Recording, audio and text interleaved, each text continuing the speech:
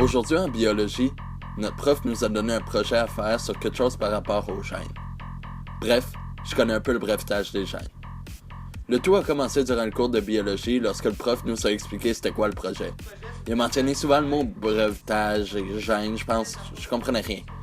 Le seul bout que j'ai compris, c'est qu'il fallait être en groupe de 2. Ça fait que j'ai regardé autour de moi pour trouver quelqu'un qui voudrait travailler avec moi.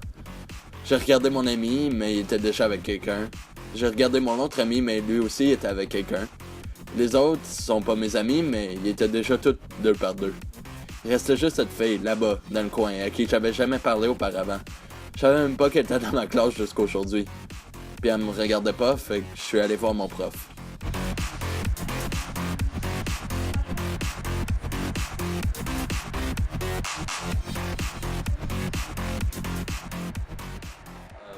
Est-ce que je pourrais faire le projet tout seul?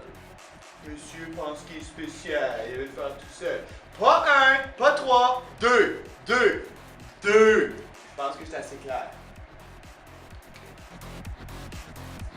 Ça fait que j'ai pas eu ben le choix, fait que je suis allé voir la fille que j'avais jamais vue avant, puis je lui ai demandé si elle voulait travailler avec moi.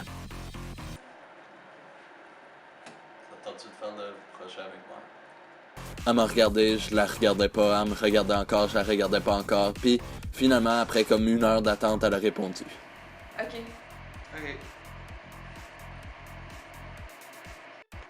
Es-tu disponible après l'école pour commencer la recherche? Ouais, est-ce qu'on va chez moi ou chez toi? À l'école. Ah, ouais. Je sais pas à quoi j'avais pensé, mais on s'était jamais vu avant, donc c'est pour ça que je pouvais pas aller chez elle ou elle chez moi.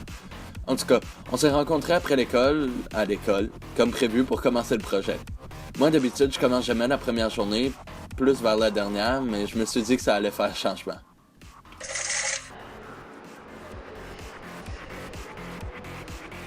Allô? Allô? J'ai commencé la recherche sur l'historique, donc tu peux trouver des cas spécifiques sur le brevetage des gènes. Sur quoi? Le brevetage des gènes, le sujet de notre projet. Ah, ouais, ça, le bref, la chose des gènes. Ouais.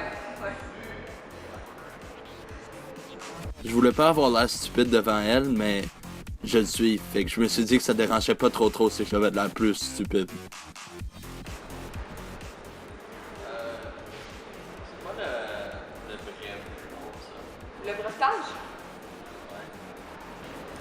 Le brevetage est l'action de breveter une invention, donc de déposer un brevet sur quelque chose, comme sur un organisme vivant, soit animal ou végétal, au complet ou bien sur certaines composantes seulement, comme les gènes.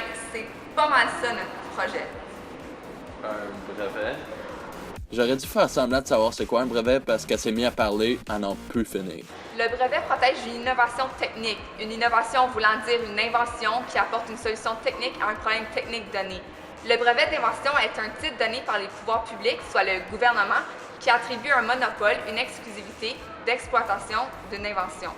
Les innovations qui font l'objet d'un dépôt de brevet doivent répondre à plusieurs critères. Le brevet est un titre officiel créé par la loi et délivré en vertu de celle-ci.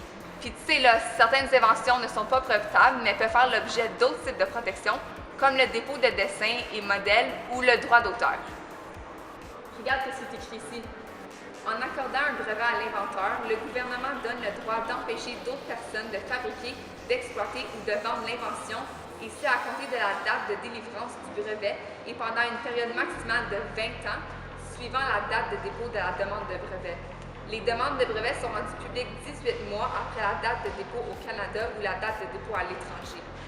Toutefois, les droits conférés par un brevet canadien s'appliquent à l'ensemble du Canada, mais non aux pays étrangers où il faut obtenir des droits distants. Donc, entre autres, un brevet est un règlement gouvernemental qui permet à la population de prendre connaissance d'une invention spécifique, mais non la fabriquer, l'exploiter ou la vendre sans l'autorisation de l'inventeur, pouvant être un individu ou une organisation. Ce sont eux qui ont les droits exclusifs. Ben, on peut continuer notre recherche, là.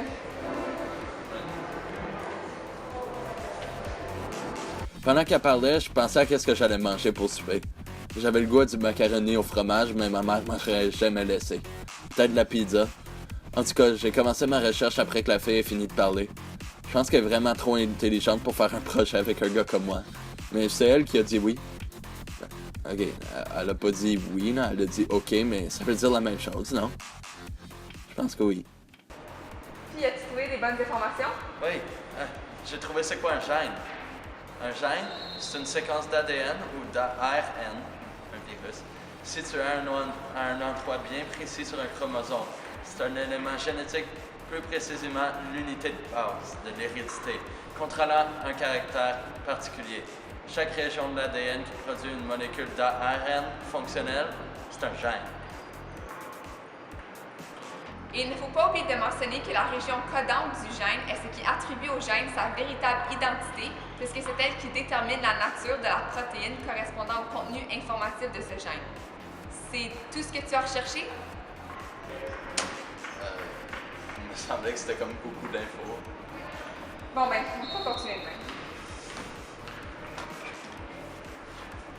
Gène, c'est une séquence d'ADN ou d'ARN.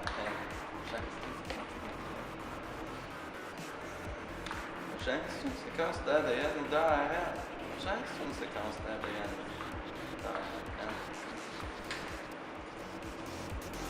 Puis là est venu le jour de la présentation. Hello! Aujourd'hui, on va vous présenter le Brevetage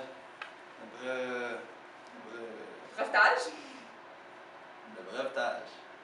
des gènes. Alors, un brevet se compose de deux parties. En premier, une description de l'invention. Il faut une description claire et complète afin de permettre à un homme de métier de la reproduire. Le brevet va toutefois révéler l'invention de l'inventeur, ce qui permettra à la population de bénéficier de l'avancement en technologie et en connaissances.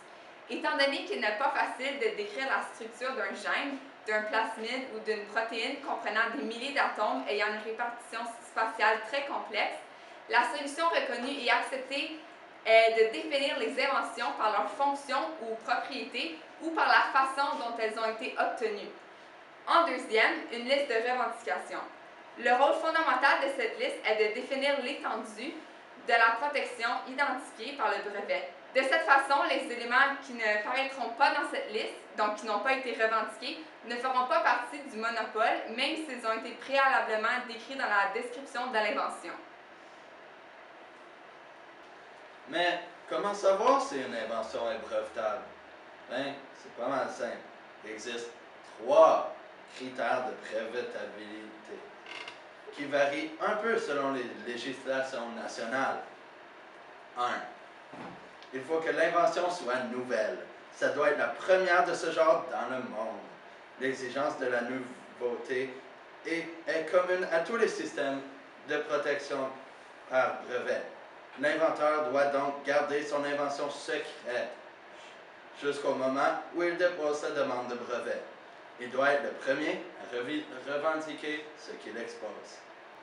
Un exemple facile pour moi, c'est elle. Je viens juste de remarquer que je ne connais pas vraiment son nom, puis je suis pas sûr que vous non plus. En fait, je pense pas que personne lui a déjà parlé. Alors, elle serait une invention que personne connaît, sauf elle n'est pas une invention, elle est une personne. Mais c'est juste une idée pour vous donner une idée plus claire dans votre tête.